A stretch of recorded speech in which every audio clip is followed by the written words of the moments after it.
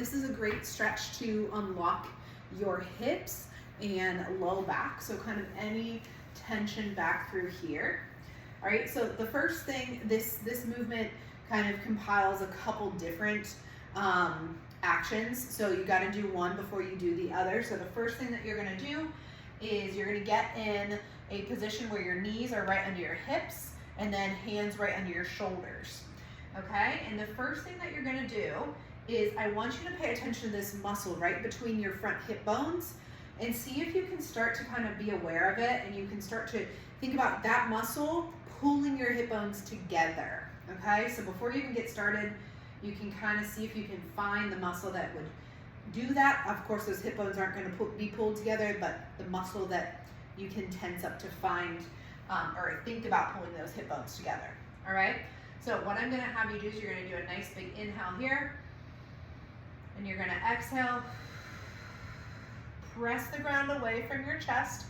Don't bring the shoulders up toward your nose, but bring them, kind of press the shoulders down as your chest lifts up. And then you're gonna find that muscle between those two front hip bones, and you're gonna see if you can turn it on, which is gonna lift your belly a little bit more, all right? So we're gonna get that muscle on mostly on the exhale, all right? So you can press the ground away, take a nice quiet inhale through your nose. Exhale. And then at the end of that, try to pull those front hip bones together just lightly. Now, make sure your butt is relaxed. You're not squeezing, gripping with your glutes. Okay, so you're focused on that muscle right between your hip bones, your transverse abdominis, and then your arm muscles pressing away. That's going to give you a tuck. If you have to grip your butt to curl under, I don't want you to do that, all right?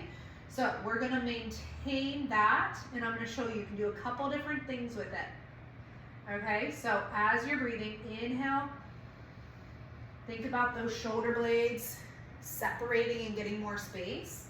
Exhale, ribs and hips move closer, and then again, those hip bones are kind of trying to come in toward each other. So that's your base, okay? Check your neck, make sure it's relaxed.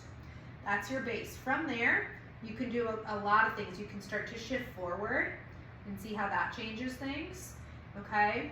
You can, this is my favorite one. You can open up your hips, okay, by holding that, and then you're just spinning one foot outward. Knee stays in, and it's a spin because you're spinning on your knee, all right? You can do the other one as you're breathing. Inhale, foot out. Exhale, foot in.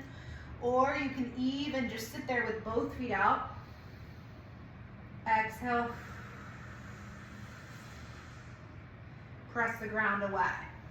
Okay, so you're going to maintain that cat posture, that arched back as you move your hips, okay? Or again, you can rock slightly forward to get different muscle activation. That's a great way to calm down the back of your body.